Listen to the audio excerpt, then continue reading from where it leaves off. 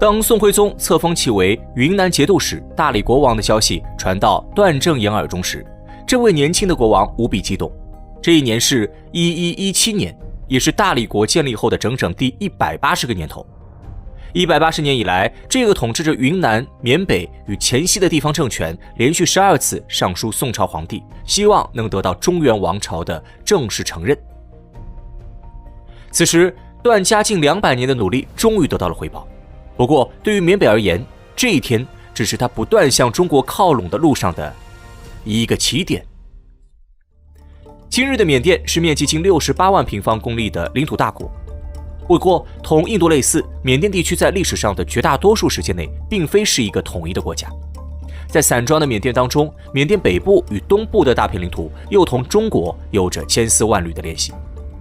从地理上来讲，缅北地区的善邦高原是云贵高原的延伸部分，这一因素决定了在原始社会时期，能在云贵高原活跃的人群，自然也能成为缅北的主人。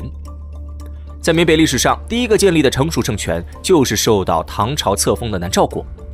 公元8世纪，随着中原文化经成都传入云贵高原，生活在这里的蛮族逐渐开始向封建王朝转化。随着汉化程度最深的毗罗格统一六诏，一个控制着云南、贵州西部以及缅北等地的政权被建立了起来。这个政权便是作为唐朝藩属而存在的南诏国。南诏国虽然并非由汉族统治，但是汉化程度极深，其官员制度与语言文化都自中原而来，同时也长期臣服于统一的唐王朝之下。在中原王朝的保护之下，南诏国稳定地统治着包括缅北在内的几乎整片云贵高原。而随着中原王朝的更替，南诏国也经历了一段历史更替。公元937年是唐朝灭亡后的第31个年头。在唐朝灭亡后，割据西南的唐朝节度使以及南诏内部的大臣煽动南诏内部势力，南诏国进入了一段朝代更替频繁的时代。最终，随着南诏武将世家后代段思平的崛起，南诏国的动乱最终被平定。段思平在获得南诏政权后，将国名改为大理国，其统治区域仍同过去类似。缅北此时也同样属于广义上的中国范围。大理国的统治稳定而长久，此时西方的宋朝因长期同北方少数民族政权对峙，无力将影响力完全扩展到西南地区。不过，汉化程度极深的段氏政权，一方面尽力保持着自身的独立地位，而另一方面也尊崇宋朝为汉人正朔。大理国在建立之后，段氏一直寻求宋朝的承认。起初，饱受异族烦扰的宋朝对这个西南边境的少数民族政权十分警惕。宋朝皇帝一直担心同大理国建立外交关系之后，段氏会像辽与西夏那样，趁宋朝放松警惕，在西南边境挑起战事。然而，作为汉化程度最深的少数民族政权，段氏自始至终没有入侵中国的想法，反而一心希望获得中国皇帝的承认。在大理国的多次请求之后，宋徽宗终于被其诚心感动。1117年，他册封段正言为云南节度使、大理国王。大理国自此终于加入以中原王朝为核心的朝贡体系。这一次册封对于段正言而言是梦想成真，可是他没有想到的是，对于大理国与缅北而言，此时的他们正站在命运的岔路上。宋朝并不是一个强盛的王朝，册封段正言后没多久，北宋就在靖康之难中一命呜呼。不过，南宋虽然只保住了宋朝的半壁江山，然而一心向往汉文化的大理国从未想过背叛宋朝。但是这种忠诚最终给大理国带来了灾难。在南宋与蒙古人的战争中，出于报复心理，元世祖忽必烈于1253年率大军征讨大理国，并在战争胜利后将大理国故土改制为云南行中书省，由元朝中央直接管辖。自此，缅北正式成为中国的一部分，由中国皇帝直接统治。元朝灭亡之后，明朝完整地继承了元朝在西南地区的领土。然而，随着时代的不断进步，原被认为不适于人类生存的缅甸南部也逐渐出现了强大的王朝。明朝末年，缅甸南部的东旭王朝基本统一了缅甸全境。为了继续扩张领土，时任缅王莽英龙开始出兵进攻明朝西南边境。对于明朝而言，过去能稳定统治西南边境的基础，就是此地不存在强势的统一王国。而如今，东旭王朝的出现改变了这一现状。对于明朝而言，奔赴千里之外，同这样一个政权作战来争夺一些不毛之地，是一件很不划算的事情。于是明朝皇帝在权衡之后，决定放弃云南边境的一些土地，并以此为缓冲区。而这些被放弃的大理国故土，便是今天的缅北地区。1661年，南明末代皇帝逃到了缅甸境内寻求帮助。东旭王朝的国王莽达冒着内部叛乱的风险，在清兵的威胁下力保永历皇帝。然而，莽达虽然击退了金军的进攻，却遭到其弟弟的毒手。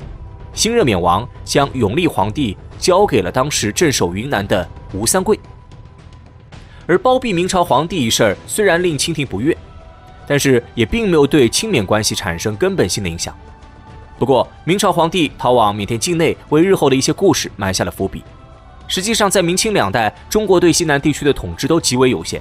明清无法对西南地区实行有效统治的根本原因，在于此地距离中国核心区域较远，且地形复杂，人口分散。不过，这一困难同样限制了缅甸王朝对于缅北的统治。从地形上来讲，缅北在中国方向看是云贵高原的延伸，可是对于以伊洛瓦底江流域为核心的缅甸南部政权看来，缅甸东北部的善邦高原就像是一座居高临下的墙壁，将缅甸与中国分隔开来。在中国与缅甸边境的重重大山中，数千年来都生活着数不清的部落居民。即使进入近代，英国人通过多次英缅战争彻底吞并了整个缅甸，中缅边境居民这种若即若离的状态，英国人也感到无能为力。而在英国人的统治下，缅北民族等待的不仅有缅甸有朝一日再获独立，还有来自中国的势力，能在未来的某一天重回缅北。然而，命运给缅北人开了一个玩笑。当漫长的英属时代结束之后，上述两件事情居然同时降临到缅北民族头上。1948年1月4号，缅甸脱离英国近100年的殖民统治，重新成立缅甸联邦共和国。而就在同一时期，在解放战争中节节败退的国民党军队的一部分，借由云南败退入缅甸。进入缅甸的国民党残军虽然如同落水狗一般，但是对于缅北善邦与克钦等地的居民而言，就是等待了数百年的天兵天将。在缅北居民的支持下，国民党残军很快在缅北站稳了脚步。他们不仅以少胜多，多次击退缅甸政府军的围剿，还希望以缅北为基地，继续他们反攻大陆的梦想。而在另一边，万般无奈的缅甸政府不得不求助于美国，希望他们出面调解，让败退台湾的国民党当局能收了神通，把割据缅北的残军都收回去。为了照顾美国的面子，蒋介石思虑再三之后，撤回了绝大部分败退缅北的国民党残军。然而，国民党部队在缅北的活跃，却激活了此地多个民族近千年来对于中国的天然亲近。残军的离开，并没有为缅甸政府带来统一。国民党在缅北的10几年里，为了将此地建设为反共复国的基地，他们新建军事学校，并武装了当地对汉文化颇有认同的土著居民。这批被国民党教育出来的人当中，就包括金三角一带传奇毒枭昆沙，以及现如今缅甸内战主角彭德仁的父亲彭家声。这些人物在国民党残军离去之后，顺利地接手了残军遗留下来的政治与军事遗产。